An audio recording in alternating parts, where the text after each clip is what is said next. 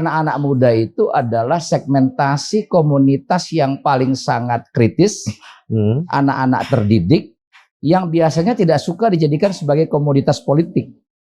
Karena itu mereka pasti independen. Jadi anak muda itu nggak bisa diwakili. Anak muda tidak perlu keterwakilan. Loh, ini penting, nunjukin anak muda mampu atau tidak. Karena gini, kalau seandainya nanti 2024 ternyata Mas Gibran tidak mampu, yang rusak itu generasi muda. Makanya kita coba ngasih harapan. Nih kita kasih harapan ke kalian. Coba lu bisa nggak ini? Ibaratnya kalau bahasa politik yang paling sederhana itu kita kasih mandat. Kita kasih mandat. Kemudian ketika mandat itu salah ya sudah. Kalau yang lain tuh masih bisa, yang ditakutkan oleh kawan saya kan kecurangan. Ya kan bro? Itu Saya nggak takut kan. Kenapa? Saya nggak takut. Kalau saya lu tanya, nggak takut gua curang. Tapi lu curiga? Nggak juga curiga. Lalu yang mana lu khawatirkan tadi? Nggak ada yang khawatirkan. Lalu kan jawab pertanyaan dia, Bos. Oh gitu. Gua nggak ada khawatir, Bos. Sip. Berarti bagus. Berarti kawan kita ini paham soal itu. Jadi memang harus tetap ada penguatan di apa kita demokrasi kita. Kalau takut itu artinya kalau khawatir tuh udah takut sebelum bertanding, Bos. Kalau tanya saya, kalau mau mendownload akses visi misi Anies Muhaimin itu 1 detik sudah download. Pakai barcode. Kalau Ganjar sampai berjam-jam. Wah, ini lagi asumsi ini, Bang. Enggak, itu asumsi. Coba baca beritanya. Baca berita. Itu yang ngomong media. Kita buat simulasi sekarang. Abang saya kirim, Abang download. Coba klik apakah itu sampai berjam-jam. Bukan yang di-download, yang di KPU, yang 38 halaman. Iya. Ini yang ngomong bukan saya. Ini yang ngomong kawan-kawan penganalisis media sosial itu yang ngomong itu. Kalau Tama nggak percaya, nanti habis ini saya kirim.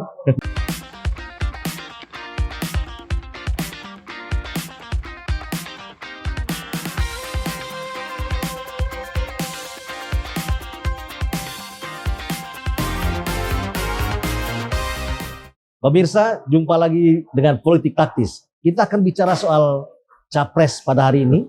3 pasang capres sudah lengkap dan tadi terakhir adalah Mas Prabowo dan Mas Gibran mendaftarkan ke KPU.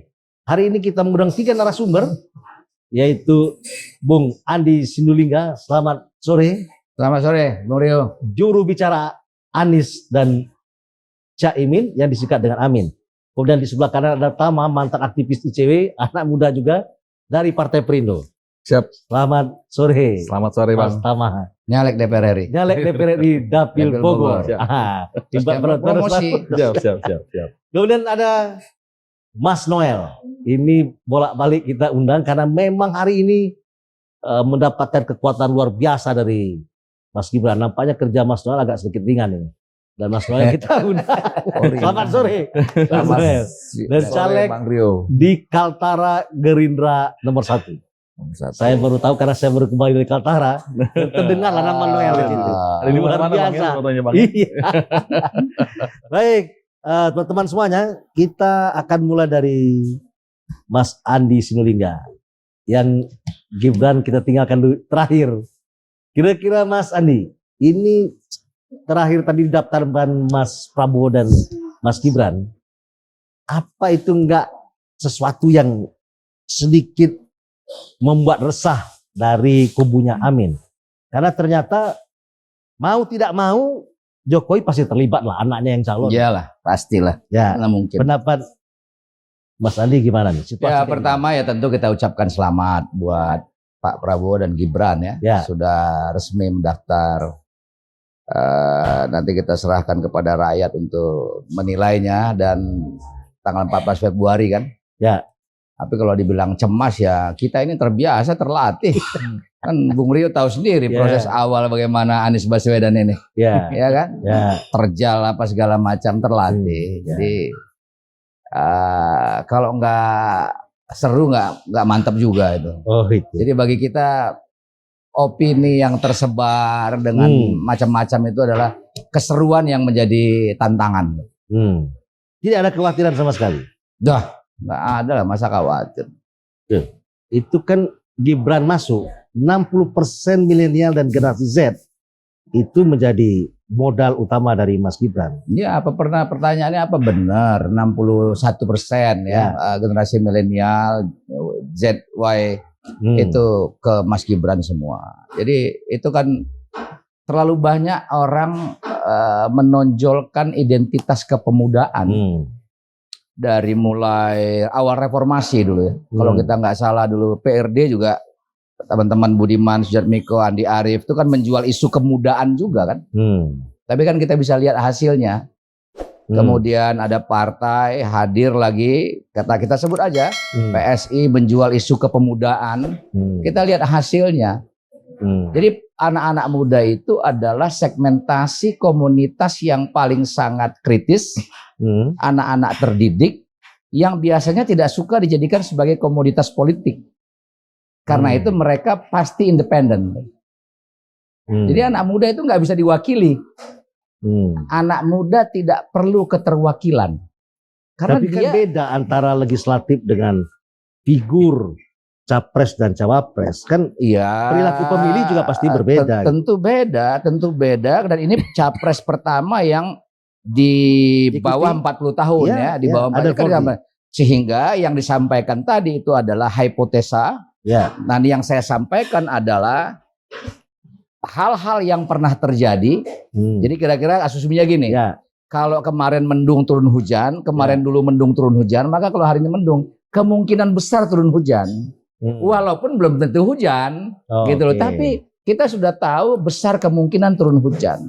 Nah, karena saya melihat rata-rata anak-anak muda yang idealis tuh ya, anak-anak muda yang terdidik, yang independen, dia yang punya kecenderungan mewakili kelompok-kelompok bawah, kelompok-kelompok yang tidak bisa terwakili selama ini, orang-orang yang suaranya tak terdengar, anak-anak muda inilah yang tampil menyuarakan suara-suara tak terdengar itu. Nah, karena itu kalau ada orang yang ingin menjadikan representatif anak-anak muda, karena itu tadi hipotesa itu, maka menurut saya itu sesuatu yang sulit dilakukan. Sangat sulit dilakukan pada anak muda. Jadi nggak bisa Gen Z, generasi Y gitu misalnya diklaim bahwa saya misalnya seusia mereka, katakan saya representativeness dari itu. Wah, itu sulit sekali. Saya nggak punya bayangan tentang itu. Kita tanya dulu Mas Noel, apa benar bahwa diajaknya Gibran itu bukan otomatis representasi anak muda, padahal Prabowo mengajak itu karena representasi anak muda? Ya, orang bebas berpendapat ya prinsipnya itu. Karena dalam politik itu yang paling penting adalah bagaimana meyakinkan publik dengan program dan gagasannya. Tadi di Indonesia Arena tadi itu luar biasa Mas Gibran ya, dikasih ruang sekali terhadap Pak Prabowo, memberi ruang besar terhadap Mas Gibran. Artinya langkah pertama adalah luar biasa saya ucapkan. Kedua, Pak Prabowo benar-benar punya komitmen terhadap kepemimpinan kaum muda. Artinya itu bukan slogan. Itu termanifestasi dengan hari ini ada program kredit startup buat kawan-kawan milenial. Artinya anak milenial itu dikasih ruang mereka untuk menjadi pengusaha, apalagi dengan industri digital hari ini. Artinya kan hari ini apa yang menjadi harapan buat anak milenial dan Gen Z. Nah, Mas Gibran ini menjawab dengan gagasan dan programnya tadi itu. Dia kredit, kalau dia nanti berkuasa, dia akan memberi kredit di startup digital itu. Jadi artinya orang kan selama ini punya keraguan terhadap emang Gibran itu punya apa, gagasan apa yang dia bisa lakukan. Sama halnya waktu ketika Pak Jokowi ingin mimpin Republik ini. Pak Jokowi ini pemimpin yang dari pinggir kali apa iya, tukang kayu apa iya bisa mimpin. Ternyata beliau buktikan tuh dia bisa. Nah, sama halnya hari ini Mas Gibran. Orang semua underestimate terhadap Mas Gibran. Dan saya yakin waktu akan menjadi hakim yang terbaik dan adil terhadap proses sejarah ini. Biarkan saja nanti, apalagi kita lihat Mas Gibran begitu luar biasa tadi ya, luar biasa. Kalau dulu bahasa Bung Karno, siapkan saya 10 anak muda, saya akan guncang dunia. Hari ini baru satu anak muda nongol, udah mengunjungkan Republik ini. Ya. Artinya kan kita lihat ada keresahan para politisi tua yang korup ini ya, politisi tua yang korup ini terhadap kehadiran kaum muda. Kalau saya kan pendukung kepemimpinan kaum muda, entah itu termanifestasi di Mas Gibran atau siapa terserah lah. Yang penting saya berharap anak muda harus memimpin. Jadi Tapi gini, saya potong. Apa karena dia anak presiden? Kan kalau sekedar muda aja saya pikir tanpa faktor X ya. ya. Bukan karena faktor Jokowinya Ya. maka. Oke. Ya. Hari ini kita harus bisa kita bedakan antara anak presiden dengan kepemimpinan kaum muda. Tapi Ya. memang Masih ya. kehadiran Mas Ganjar ini tidak lepas dari Gibran. pengaruh bapaknya ya. Itu harus Ya. kita akui, tidak mungkin tidak. Tapi hari ini Pak Jokowi berani coba memutus mata rantai kepemimpinan nasional dengan hadirnya anaknya. Dan Kenapa ini harus luar diputus? biasa. Kenapa harus diputus mata rantai itu? Loh, ini penting menunjukkan anak muda mampu atau tidak. Karena gini, kalau seandainya nanti 2024 ternyata Mas Gibran tidak mampu, yang rusak itu generasi muda. Makanya kita coba ngasih harapan. Nih kita kasih harapan ke kalian. Coba lu bisa nggak ini? Ibaratnya kalau bahasa politik yang paling sederhana itu kita kasih mandat. Kita kasih mandat. Kemudian ketika mandat itu salah ya sudah. Selesai kita. Dan kami punya optimisme, keyakinan bahwa Mas Ganjar siapa? Kayaknya Mas masih Gibran ini. Kayaknya Itu masih hatinya mampu. Mas Ganjar ya. Karena saya melihat Mas Ganjar juga bagian anak muda. Ya. Anak muda yang punya hak untuk dia memimpin bangsa ini. Karena kan kita tidak anti. Begitu juga Mas Anies, lantas Mas Caimin. Caimin. Saya suka dengan kepemimpinan mereka guyon-guyon. semua. Ya. Karena mereka pasti punya kelebihan dan kekurangan dengan program-program dan idenya. Karena kita tidak mau demokrasi di 2024 diisi oleh kebencian-kebencian, Bos. Karena kita udah letih dengan polarisasi yang ada selama ini. Saya senang, makanya saya nggak alergi. Ada Ganjar bagus, saya bilang. Emang Ganjar enggak? Anies bagus, bagus Anies. Ya. Caimin bagus. Tapi kan saya juga harus bilang bagus apa yang saya dukung dong. Ya. Gitu. Tidak bisa karena saya harus mempromosikan kandidat yang saya dukung. Tapi tidak boleh juga kita menghina lawan atau kompetitor kita. Itu tidak baik. Karena kita mau bicara tentang demokrasi, isinya adalah gagasan dan program. Ya kan Ya. gitu kan Tama? Betul, Kira-kira. Jadi ya sudah hentikan narasi-narasi yang basisnya kebencian, hoax dan sebagainya. Karena itu tidak menguntungkan kita. Kita sebagai anak bangsa, kita tidak mau dipertontonkan lagi oleh kebencian-kebencian yang sebetulnya kontraproduktif buat bangsa ini. Dan juga buat demokrasi. Karena kita pengen nanti demokrasi itu diperkuat. Ini kan bukan soal kekuasaan aja. Tapi kita lagi menguji. Bangsa ini kan selalu diuji. Di-exercise terus. Gitu loh. Ya. Dulu orang tua kita pernah mimpin begini. Ternyata hasilnya begini. Semua generasi diuji. Karena setiap bangsa itu lahir dari sebuah sejarah-sejarah baru. Ya. Dan setiap orang itu punya hak menentukan sejarahnya. Dan hari ini Gibran diuji. Nah ini bagian tugas sejarah kita sama-sama. Tinggal kita lihat nanti hasilnya apa. Oke. Gitu loh. Nah kita memang hari ini dibutuhkan sebuah kualitas demokrasi yang baik. Karena jangan sampai nanti siapapun yang berkuasa, saya sudah ingatkan ke kawan-kawan yang pendukung Gibran dan Pak Prabowo. Saya bilang, saya ini orang yang tidak pernah ingin mengkultuskan orang. Jadi kalau mereka salah, ya saya punya hak untuk mengkritik, saya nggak peduli. Dan itu saya uji komitmen politik saya terhadap pemerintahan Pak Jokowi, saya kritik terus. Jadi saya bilang jangan kalian menjadi penghamba manusia, gitu. Karena saya nggak mau kayak maaf ahoker, jokower.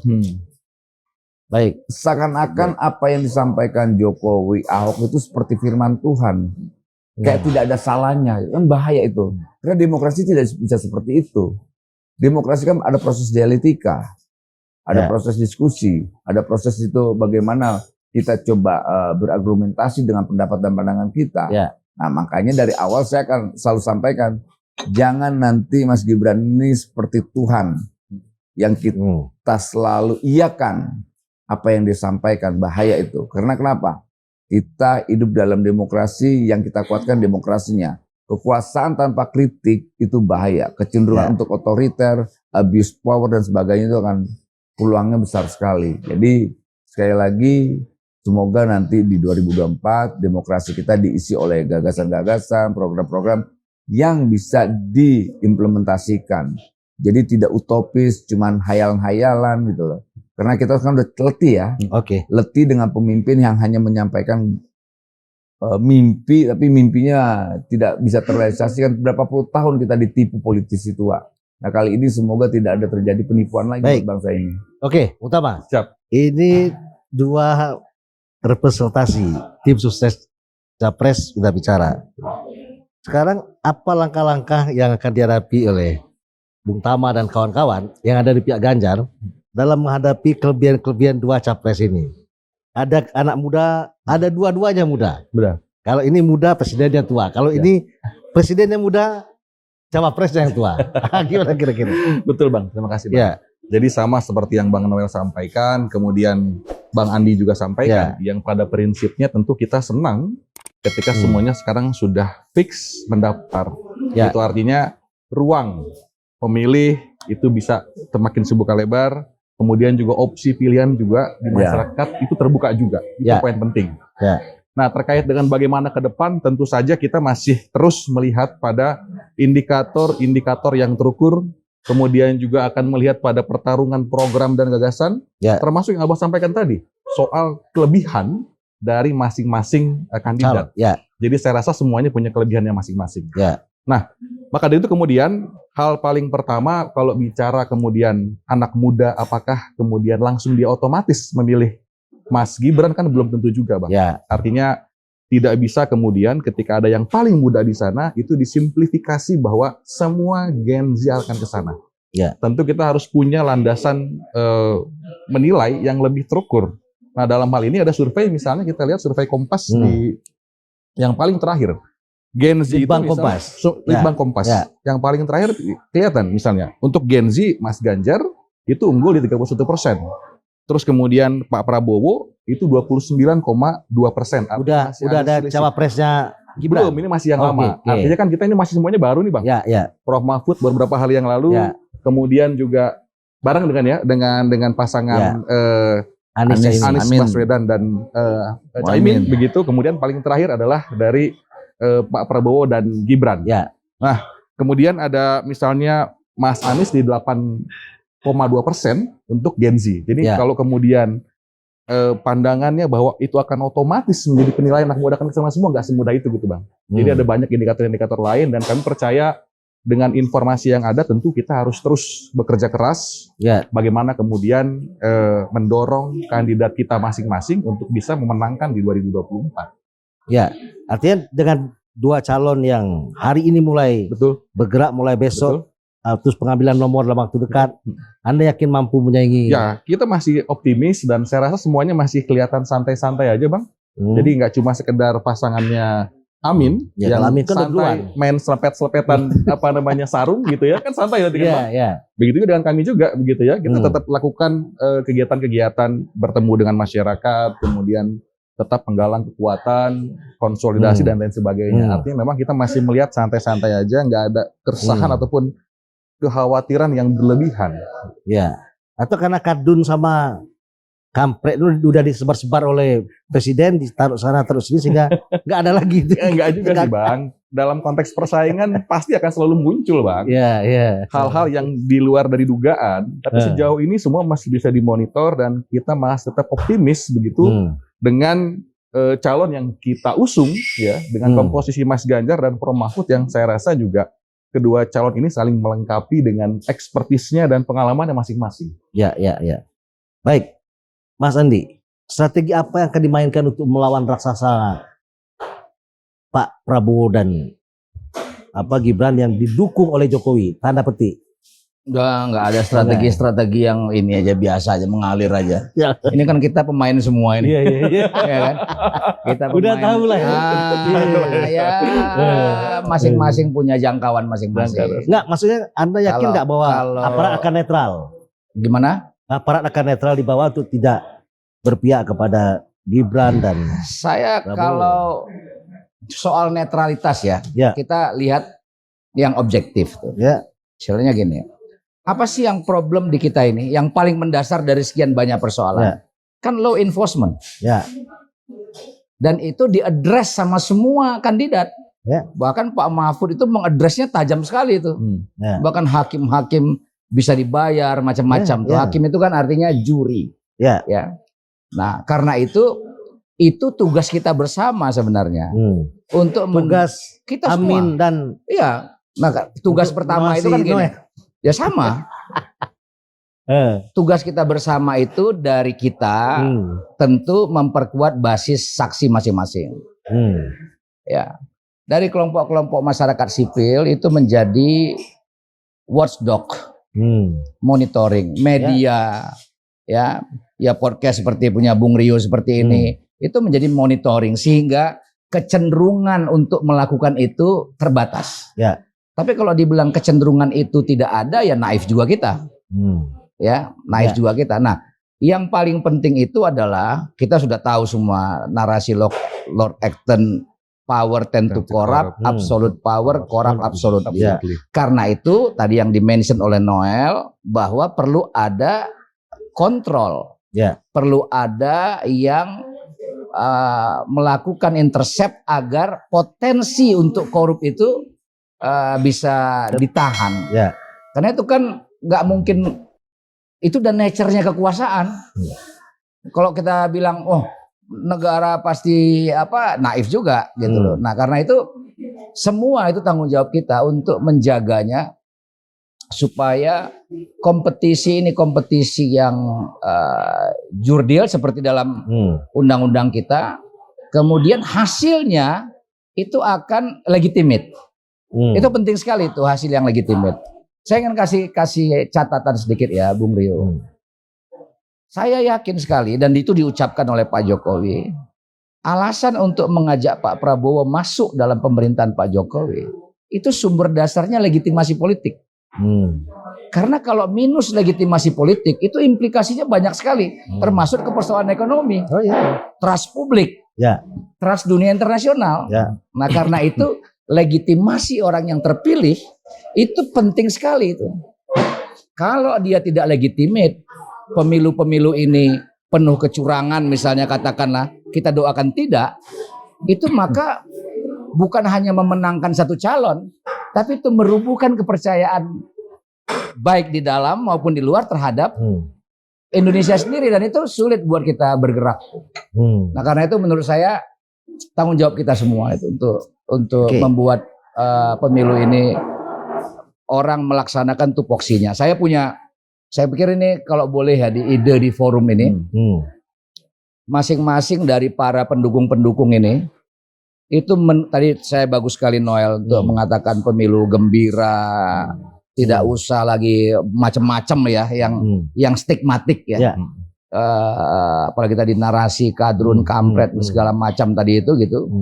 Nah, menurut saya harus ada keinginan dari orang-orang yang bicara ini, kita ini, untuk mendatangi yang menurut saya masih bisa kita percaya, Bawaslu, KPU, kemudian Ketua DPR, Ketua MPR, kemudian Ketua DPD, untuk juga membangun sebuah konsensus dan mendorong bersama supaya aparatur penyelenggara negara itu memang betul-betul melaksanakan tupoksinya dan menghindari sesuatu yang bukan pekerjaannya, baik birokrasi, sipil, militer, untuk tidak cawe-cawe dalam urusan yang bukan urusannya. Nah, itu menurut saya itu perlu diadres. Sehingga apa dampak yang pertama, publik akan melihat bahwa memang ada keinginan dari masing-masing para pendukung, katakanlah die hard, katakanlah juru bicara, katakanlah tim inti dari para kandidat ini yang memang punya keinginan untuk membuat pemilu ini betul-betul pemilu yang gembira. Memang ada yang kedua, kekhawatiran nggak gembira ini. Yang kedua, kata dulu. Yang kedua adalah pemilu yang benar-benar jurdil. Ya, nggak masalah ada indikasi nggak jurdil nih. Kalau nggak indikasi nggak jurdil kan pasti arahnya ke Noel nih. Nah, karena bukan. Noel yang pemegang kekuasaan. Yang bertanya itu kan Bung Rio. Iya. Saya hanya menjawab tidak ada yang bertanya kan Bung Rio. Nah, saya hanya menjawab. Tadi saya katakan kalau dibilang kecenderungannya akan jurdil, itu naif kita itu. Kalau tadi jurdil, iya, kan naif itu. Ketika ada Bawaslu Itu artinya si pembuat undang-undang sudah tahu bahwa pemilu ini potensial tidak jurdil. Karena itu dibikin lembaganya. Ya. Tapi lembaga-lembaga formal ini kita tahu juga, perjalanan-perjalanan bangsa ini kita tahu juga, itu tidak maksimal. Karena itu harus ada kekuatan di luar dari lembaga formal. Itu yang dimaksud dengan pilar keempat demokrasi termasuk media itu. Untuk mengontrol itu. Jadi yang saya bicarakan sebenarnya normatif. Yang memang harus dikerjakan itu. Tanpa ada tendensi untuk menuduh si A, si B yang akan melakukan potensi kecurangan itu. Jadi kalau misalnya gini aja. Saya paham ini biar talk show kita ini lebih hangat sedikit misalnya. Katakanlah ketakutan kelompok Pak Ganjar atau Pak Anies, katakanlah kita itu untuk supaya Pak Jokowi betul-betul ada di tengah karena anaknya ikut kompetisi kan kira-kira begitu. Nah, secara tekstual eksplisit dia sampaikan dia dukung semua. Pak Anies dia sebut kan kemarin tuh kan dia dukung semua. Di satu sisi dia katakan sebagai orang tua dia merestui anaknya. Nah sekarang kan kita nggak tahu, kita nggak punya judgement. Kita lihat ke depan. Nah tapi melihat ini karena ini kompetisi, kan jangan kita kasih cek kosong. Kita harus melakukan langkah untuk supaya apa yang terucap itu yang dikerjakan, gitu loh.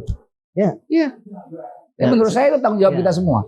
Gimana Bunda? Karena gini, kalau misalnya Prabowo menang nih, bersama Gibran, itu kecenderungan untuk melakukan ketidakpuasan atau membawa ke MK akan lebih besar daripada Ganjar atau Anies, karena tidak menggunakan elemen kekuasaan untuk mendorong seseorang menjadi pemenang. Faktor X nggak ada, dia nggak pegang siapa-siapa, Mas Ganjar, Mas Anies. Nah, potensi besar kecurangan itu ada pada Mas Noel dan the gang lah, kira-kira gitu ya, gampangnya. Karena pasti modal lebih, kekuasaan ada, kemudian kekuasaan negara, alat negara juga berpihak ke sana. Tanda kutip. Bagaimana untuk meyakinkan publik bahwa atau meyakinkan dua narsum yang lain bahwa kami akan berjalan netral dan kami jamin bahwa pemilu 2024 ini tidak ada campur tangan kekuasaan sama sekali. Tapi memang itulah kehendak rakyat. Kalau misalnya menang, untuk membuktikan itu gimana? Saya rasa keraguan-keraguan itu penting ya, agar siapapun kandidatnya terchallenge. Misalnya kita dicurigainya nggak apa-apa, kita akan buktikan gitu. Jangan ketika ada keraguan, ada kritik lantas kita langsung alergi gitu kan, itu nggak bagus, gitu loh. Karena kita kan punya komitmen untuk menjaga demokrasi. Dalam demokrasi itu jangan pernah ada yang namanya kriminalisasi terhadap kritik, kecurigaan dan apa. Tapi jangan juga itu akan dijadikan narasi, itu tidak baik juga. Tapi apapun itu, ya itu sah-sah saja. Agar apa? Demokrasi nanti atau pemilu nanti itu biar berkualitas, gitu. Biarkan kritik itu ada. Jadi nggak boleh bermain-main. Karena gini, kecurangan itu pasti terjadi di siapapun yang berkuasa. Itu yang kita khawatirkan kan. Nah kita makanya ruang-ruang kritik itu biarkan aja. Agar apa? Terchallenge siapapun pemimpinnya. Agar untuk tidak melakukan kecurangan itu yang tadi disampaikan oleh Adi. Kemudian nanti siapapun Tama atau Bang Rio. Gimana nih mengantisipasinya? Kalau usah diantisipasi. Sudah kritiknya terus. Kontrolnya terus. Biar kenapa? Biar demokrasi itu benar-benar ada. Ya saya jujur, saya orang yang berdiri selalu di atas prinsip demokrasi yang saya anut. Saya tidak mau demokrasi itu, kemenangan itu didasari oleh penipuan, manipulasi atau kecurangan. Itu paling tidak enak memang. Gitu. Menang tapi curang nggak enak. Gitu. Lebih baik kalah tapi kita berkompetisi, itu terhormat. Daripada kalah dengan hasil culas. Karena nanti makanan yang beracun keluar itu udah pasti racun. Kita tidak mau. Kita tidak mau makanan. Ini kan demokrasi ini saya analogikan seperti sebuah makanan yang enak. Jadi kalau seandainya makanan yang disediakan yang tidak enak, nanti pemerintahnya itu tidak bagus, korup. Kan kita tidak mau mendapatkan pemerintahan yang korup.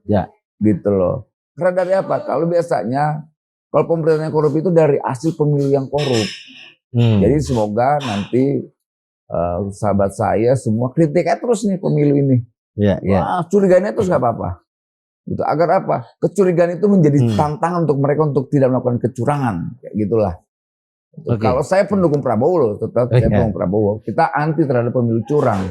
Kita kan mau pemilu bersih. Gitu. Kalau yang lain tuh masih bisa, yang ditakutkan oleh kawan saya kan kecurangan. Ya kan bro? Itu Saya nggak takut kan. Kenapa? Saya nggak takut. Kalau saya lu tanya, nggak takut gua curang. Tapi lu curiga? Enggak juga curiga. Lalu yang mana lu khawatirkan tadi? Nggak ada yang khawatir kan? Lalu kan jawab pertanyaan dia, Bos. Oh gitu. Gua nggak ada khawatir, Bos. Sip. Berarti bagus. Berarti kawan kita ini paham soal itu. Jadi memang harus tetap ada penguatan di Apa kita demokrasi kita. Kalau takut itu artinya kalau khawatir tuh udah takut sebelum bertanding, Bos. Kalau tanya saya. Tapi gini nih, tetap itu penting gini. Kalau tanya gua. Karena kalau seandainya siapapun lah, ini kan tidak terkait soal Jokowi atau siapapun lah. Kemungkinan untuk melakukan curang itu tinggi siapapun yang ingin berkuasa. Nah, fungsinya kita ini orang-orang yang punya kesadaran politik, kesadaran demokratik, yang punya komitmen teguh terhadap hal itu. Ayo sama-sama kita jaga jangan sampai pemilu curang. Jangan pemilu dihasilkan oleh hal yang culas. Gitu loh. Karena asal kekuasaan. Nah, tadi itu antisipasinya apa? Kritik terus. Kritik terus, jangan tidak. Gitu. Oke. Gimana Mas Tama? Mas Tama yakin nih? Kalau saya begini Bang melihatnya. Kekhawatiran yang dimaksud bukan kemudian ketakutan, tapi bagaimana kemudian ini menjadi model untuk melakukan pengawasan-pengawasan. Kita juga lihat bahwa pernyataan Mas Gibran itu kan bukan sesuatu yang bisa ditafsirkan secara lempeng-lempeng aja. Pak Prabowo jangan khawatir, saya ada di sini. Kan gitu kan? Itu kan pesannya kuat. Itu kan bisa diinterpretasikan macam-macam. Bersayap dan lain sebagainya. Maka dari itu kemudian ini harus kita lihat juga lebih jauh ke depan. Dalam konteks misalnya netralitas yang tadi Abang juga sampaikan, itu kan juga bukan isapan jempol permasalahan itu. Misalnya 2019 ada 412 laporan ASN yang masuk dan diproses oleh KSN. Betul. Ada 386 itu yang diteruskan. Artinya apa? Kalau kemudian bicara soal pelanggaran, kecurangan, netralitas itu ada. Artinya faktanya bukan sesuatu yang imajiner gitu. Nah, kemudian yang lain misalnya ada yang bicara soal putusan MK dan lain sebagainya, punya banyak perdebatan soal masalah formil, material, substansi dan lain sebagainya. Itu kan juga sedang diproses. Ada MK-MK yang sedang jalan. Artinya kita juga tidak bisa kemudian tutup mata. Kita berharap proses yang ada, sistem negara yang sudah dibangun itu bisa menjadi fungsi kontrol di sana. Sehingga isu, asumsi, narasi yang kemudian memojokkan salah satu pihak bisa clear dalam proses tersebut. Misalnya, soal putusan MK hari ini, perdebatan luar biasa, Bang. Abang nggak tutup mata itu. Dari mulai pakar, dosen hukum tata negara, dan lain-lain. Artinya sudah ada muatan sekarang di MK. Jadi apa yang diasumsikan biar proses jalan di sana. Kalau ada kesalahan, kekeliruan, ya kita harap MK bisa tegas dengan itu. Karena apa? Karena persoalannya bukan soal siapa yang menang, siapa yang dicurangin. Tapi kita butuh MK sebagai kelembagaan, Bang. Iya kan? Yang menjaga. Kita butuh MK sampai kapanpun. Dan yang paling dekat 2024 nanti potensi sengketa itu kan ada. Tidak hanya soal pilpres, tapi juga pileg. Artinya apa? Fungsi-fungsi lembaga kontrol harus jalan. Kemudian poin lainnya, lagi-lagi Bang, bukan dalam konteks ketakutan, tetapi kita juga berharap pemilu jujur seperti yang Bang Andi bilang naif, yaitu bisa mengarah ke sana. Karena kan biar bagaimanapun salah satu kandidat itu adalah anak presiden yang aktif sampai dengan bulan Februari pun masih aktif. Nah, agak berbeda dengan tahun sebelumnya atau 2019 karena posisinya cuti. Karena beliau yang bersangkutan cuti sebagai presiden, kira-kira begitu. Hari ini kan tidak, tetap aktif dan kita berharap sampai hari tiba dari sekarang posisinya tidak lagi berposisi sebagai bapak yang sedang bantu anak, tapi lebih kepada presiden yang memang memayungi keadilan dan memastikan bahwa pemilu berjalan dengan baik. Tapi Anda melihat nggak potensi penyalahgunaan kekuasaan? Kalau soal potensi saya bilang tadi Bang, yang paling bawah aja, yang saya angka itu kan nggak bisa bohong Bang, 412. Tapi lagi-lagi ini bukan kemudian kita menuduh ASN akan curang, enggak. Karena kita juga sudah punya program Kita berharap ASN pun juga sejahtera. Jadi nggak usah khawatir soal siapapun yang menang. Saya rasa dari ketiga kandidat ini juga punya rencana bagaimana kemudian taraf hidup semua orang sejahtera, termasuk ASN begitu. Oke. Tapi pelanggaran itu kalau bicara soal ada apa enggak ya pernah ada 2019. Ya. Kira-kira begitu, Bang. Ya. Terakhir Mas Andi. Oke. Ya. Apa yang membedakan Amin dengan Prabowo, Gibran, dan Ganjar dan Mahfud? Kira-kira nih dari 3 pasang ini alasan apa orang untuk memilih Amin? Saya termasuk yang gembira ya dengan Anies berpasangan sama Muhaimin. Seru ya. Dua-duanya itu dari kalangan aktivis yang kita rekornya bisa kita cek, kita bisa lacak. Nggak diragukan itu. Jejak rekamnya tuh clearly. Ya, yang satu melanjutkan sekolah ke luar negeri, bergaul dengan dunia internasional. Ya. Yang satu itu benar-benar menjadi aktivis, menjadi ketua umum PMII, kemudian ikut di partai, memimpin partai loh. Ya. Jadi Muhaimin itu memimpin partai juga dalam usia belum 40 itu. Ya. Dia memimpin partai 36 tahun memimpin partai dan dia sukses dari 30-an kursi sekarang 58 kursi. Jadi Muhaimin itu organisatoris yang luar biasa. Yang satu cenderung by the book, yang satu itu cenderung jenaka menyampaikan itu latar sesuatu. belakangnya. Ya, jadi menurut saya nih gagasan besarnya apa nih? Kalau gagasan besarnya saya kira kan sudah tersedia semua. Yang diupload di KPU itu dia membedakan dengan ya calon lain dibedakan sama Prabowo kita lihat nanti. Tapi kan semua memberikan penilaian terhadap apa yang diupload di KPU itu. Baca aja di itu tuh. Baik dari segi jumlah halaman, kontensnya yang ini sampai kemudahan di download. Jadi kalau kalau mau mendownload akses visi misi Anies Muhaimin itu 1 detik download. Pakai barcode. Kalau Ganjar sampai berjam-jam. Wah, ini lagi asumsi ini, Bang. Enggak, itu asumsi. Coba baca beritanya. Baca berita. Itu yang ngomong media. Kita buat simulasi sekarang. Abang bisa kirim, Abang download. Coba klik apakah itu sampai berjam-jam?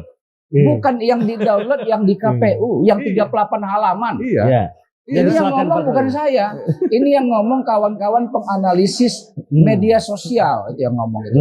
Kalau Tama nggak percaya, nanti habis ini saya kirim beritanya. Supaya nggak habis ini saya kirim. Betul. Tapi kalau dasar saya mengatakan nggak mungkin habis waktunya kita cari. Betul. Tapi kalau dasar kalau dasarnya nanti ada, Tama bikin mention bahwa yang dikatakan saya benar. Kalau yang tidak benar, saya nanti yang bilang bahwa yang saya katakan nggak benar, sehingga yang kita ucapkan ini ada dalil, bukan opini itu. Itu penganalisis teman-teman yang punya big data itu, yang diambil bukan dari data Tama, yang diambil dari KPU, yang diinsert 38 halaman. Makanya saya tahu 38 halaman. 38 halaman kan? Maksudnya akses KPU-nya cepat. Bukan, download. Jadi itu di-download. Jadi kenapa yang lain bisa lambat? Kan sama KPU-nya. Bukan. Dia justru dari situ. Salah sebut. 58 halaman. 58 ya? Iya. Bukan 38 ya? 58. Oke. Itu mungkin saya lupa 58. Aksesnya KPU cepat. Ya, oke. Nah, itu yang saya bilang kalau visi misi itu semua kan ada itu. Iyalah. Tadi saya cuma mau bilang bahwa dari mulai jumlahnya kita belum tahu ini kan belum aksesnya. Jadi saya nggak bisa menilai. Kenapa saya nggak bisa nilai? Maka saya kasih penilaian Ganjar. Penilaian saya itu juga dasarnya dari publik gitu, yang mengakses itu. Ya awal. Jadi orang dulu gini saya katakan tuh. Jadi banyak orang mau mengakses karena orang kelompok menengah itu mau cari visi misinya. Oke ya. Karena mau cari visi misinya maka orang akses dari yang sudah diupload ke KPU. Ada yang cepat, Anies cepat. Ada yang lambat. Nah itu bukan kata saya Tama, bukan opini itu. Nah itu soal opini. Nah kita semua pasti ingin bagus. Ya Caimin kan jelas tuh dia pikirannya. Anies juga jelas pikirannya. Memasukkan keadilan dalam setiap kebijakan negara. Unsur itu. Itu yang sekarang menurut saya sendiri mengatakan bahwa memasukkan unsur itu menjadi penting. Dan itu disampaikan oleh Pak Ganjar Disampaikan oleh juga orang Pak Prabowo. Nah, Pak Ganjar hari ini lebih vulgar, itu aja bedanya. Bedanya di situ aja, Tama. Pak Ganjar, Pak Mahfud hari ini lebih vulgar. Itu saja. Kalau dulu kan lebih hati-hati ngomongnya.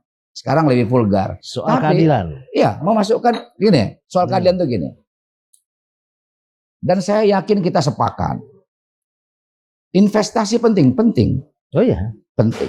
Ya. Tapi jangan usir rakyat kita yang ada di situ. Menjamin kehidupan rakyat kita juga penting. Ya.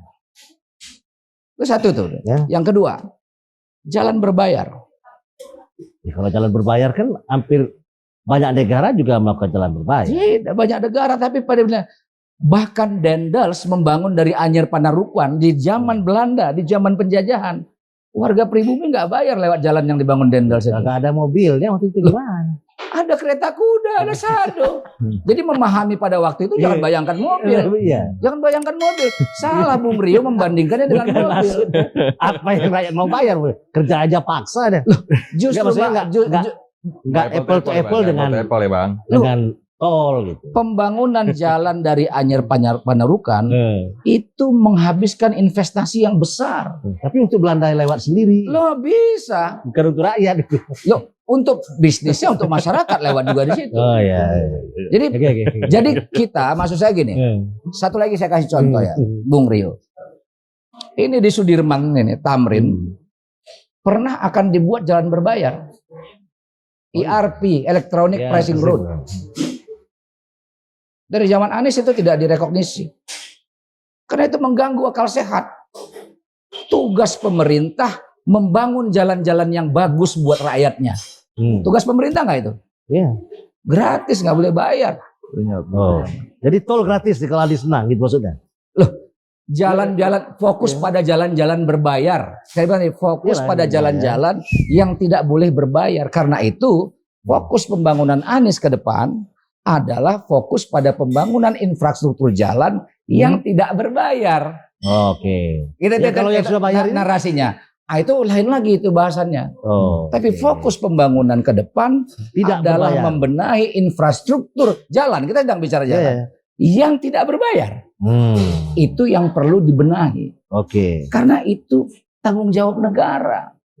Hak untuk masyarakat mendapatkan fasilitas jalan yang benar. Nah, kalau kita tidak luruskan ini, Bung Rio, maka penetrasi jalan tol ini akan kita anggap wajar nanti. Akan kita anggap wajar. Saya paham di Singapura, di Australia, ya, di Amerika ada jalan berbayar. Tapi tidak sefantastis kita, Bung Rio. Tidak kita tidak punya highway seperti di Amerika. Yang itu nggak berbayar. Nah, itu yang saya mau katakan itu. Jadi selesaikan dulu urusan publiknya itu. Maka baru urusan bisnis. Jadi tol ini bisnis, Bung Rio. Bisnis. Kalau tidak menguntungkan, tidak ada mau investor investasi. Ya iya. Karena itu bisnis. Investasi bisnis di situ. Dari mana uang itu diambil? Dari masyarakat. Itu yang saya yang kita maksud bahwa supaya aspek itu lebih ditekankan. Aspek itu. Karena kalau nggak kita perbaikin itu, nggak kita cegah, nanti ini yang salah-salah ini kita anggap biasa aja ini. Kesadaran kita. Nanti mau dibangun lagi jalan tol di mana, ya udah bayar, kita bilang biasa aja, yang penting cepat gitu. Padahal hak kita mendapatkannya gratis. Noel, gagasan besar apa akan dimainkan oleh Mas Prabowo dan Gibran? Tadi kan sudah disampaikan ada beberapa dalam pidatonya itu. Itu bagian gagasan penting yang akan bisa dipraktekkan dan diimplementasikan terkait misalnya kayak dana abadi buat pesantren, kemudian dana abadi untuk manula, kemudian ada dana buat anak. Itu kan luar biasa. Itu yang kenapa tagline-nya pasangan Prabowo Gibran ini bicara tentang keberlanjutan adalah untuk memperkuat dan melengkapi dan selain melengkapi itu menyempurnakan lah, menyempurnakan dari apa yang pernah Jokowi lakukan, kan pasti ada kekurangannya. Kekurangan itu di pemerintahan keduanya karena problem COVID itu.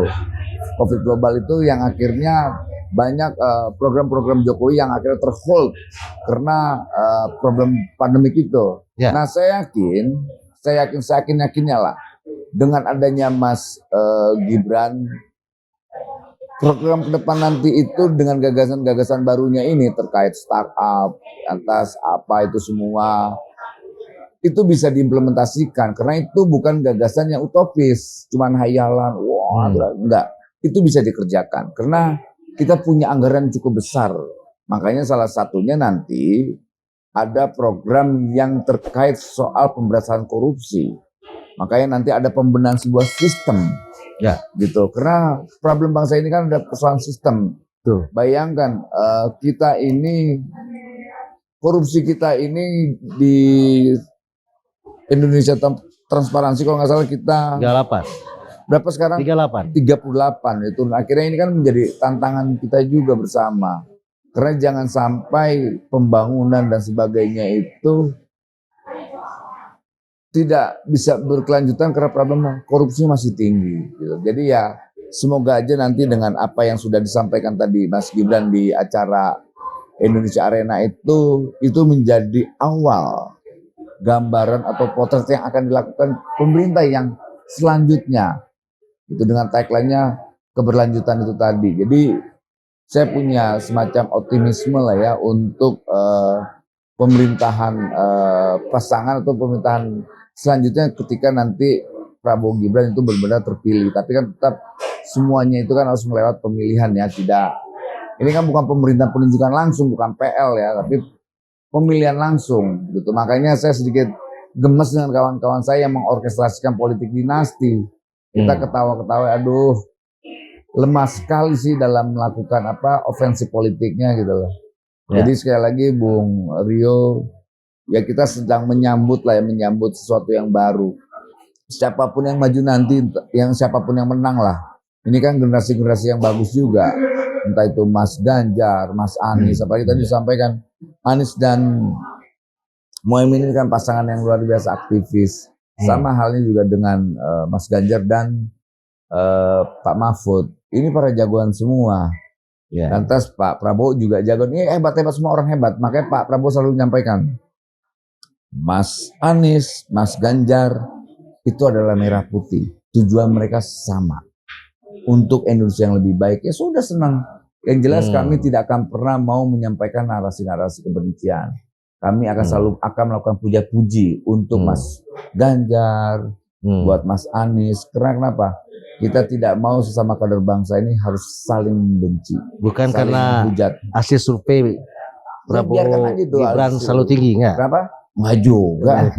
Survei itu bisa lah. Ukur menang itu kan bukan di lembaga survei. Ukuran menang itu kan di bawah. Bagaimana bisa meyakinkan hati rakyat. Bagaimana bisa merebut hati rakyat. Kemenangan bukan karena survei, ya kan?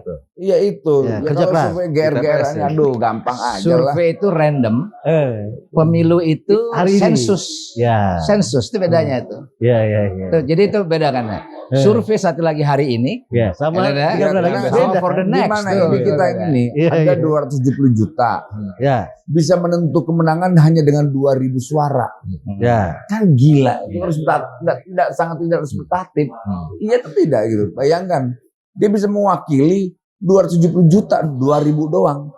Gimana Loh. caranya itu? Tapi kan ilmu pengetahuan itu. Ya Sebaskom lepas rendah. itu knowledge atau bukan lah ya. Walaupun mereka Saya gambarkan ya riset. Bung Rio ya. Ya. Jadi 2000-an Noel tadi Ya. itu harusnya ada kontrol. Yang 2000 itu nggak dikontrol, cuma 20% saja yang dikontrol. Dan 20% yang dikontrol itu diambil dari 2000 itu secara random juga. Nah, Saya kalau mau bicara soal ini, saya bisa kupas ini. Termasuk kepuasan terhadap Pak Jokowi. Saya bisa kupas nih. Nah, tapi ini waktu kita kan nggak cukup ya. Nanti Saya rasa kita ini bahas Jadi menurut saya yang paling enak ini, Iya. Saya rasa perdebatannya bisa banyak, Bang. Kan Ya. metode kan soal Ya. survei artinya. ngambil sampel yang penting. Betul.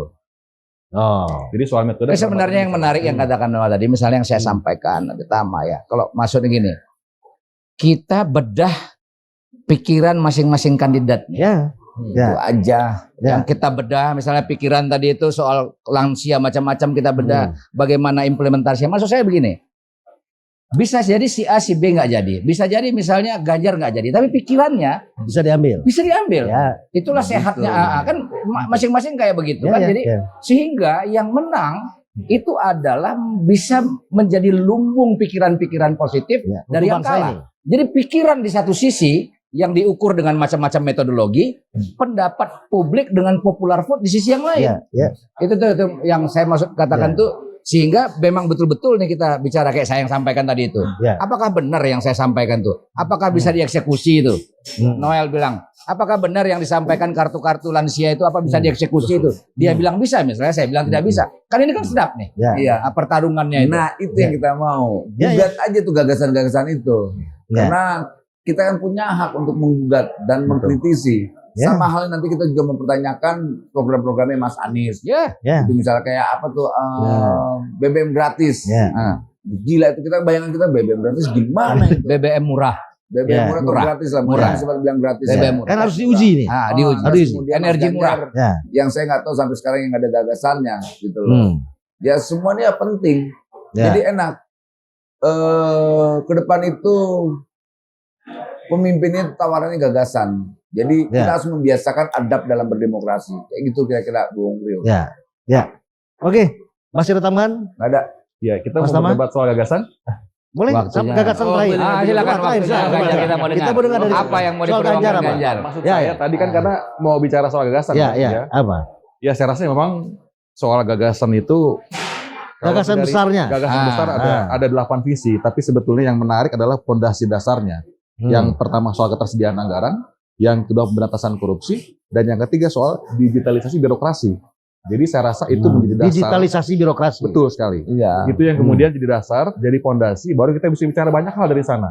Soal kemudian pemerataan ekonomi dan lain sebagainya. Kira-kira begitu Bang. Kalau lebih jauh kan kita. Ya satu tadi apa? Satu tadi apa? Ketersediaan Fiskal. Fiskal. Gini Bang, logikanya Bang. Jadi kalau kemudian kita menyusun sebuah visi atau misi, itu kan kita tidak bisa kemudian melupakan sama anggaran. Dan kesiapan anggaran kita. Misalnya. Kalau cuma 7.000 tadi misalnya soal triliun utang kita ini bagaimana? Gitu. Kemudian kita punya visi, punya misi dengan berbagai macam hal, pengen ini, tapi anggarannya nggak cukup. Mau dari mana? Nah, artinya memang ketiga itu menjadi fondasi kemudian membuat apa yang akan dikerjakan, gagasan yang ditawarkan menjadi visible buat dikerjakan. Lebih ke sana Bang, jadi memang. Jadi lebih pada anggaran yang ada. Namanya soal anggaran ini soal ketersediaan. Jadi nanti ada juga upaya untuk menggali anggaran, mengakselerasi dan lain sebagainya gitu. Jadi tapi tetap kita punya benchmark dan nggak bisa kemudian liar sebagai sebuah ide, tapi dia nggak terukur secara anggaran, itu kan repot juga. Utopis jadi ya. Ya betul sekali. Ada tambahan lagi?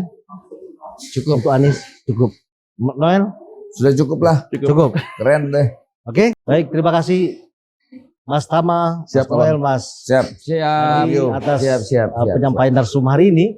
Dan saya tidak simpulkan apa hasilnya, tapi satu hal bahwa 3 anak bangsa ini sepakat bahwa kepentingan bangsa dan negara di atas segalanya. Daripada kepentingan-kepentingan sempit yang mengatasnamakan golongan. Amin. Saya meyakini bahwa 3 calon presiden ini akan membawa hal yang baik untuk negeri ini dengan cara dan siasat mereka masing-masing. Jumpa lagi pada Poltak yang akan datang. Terima kasih.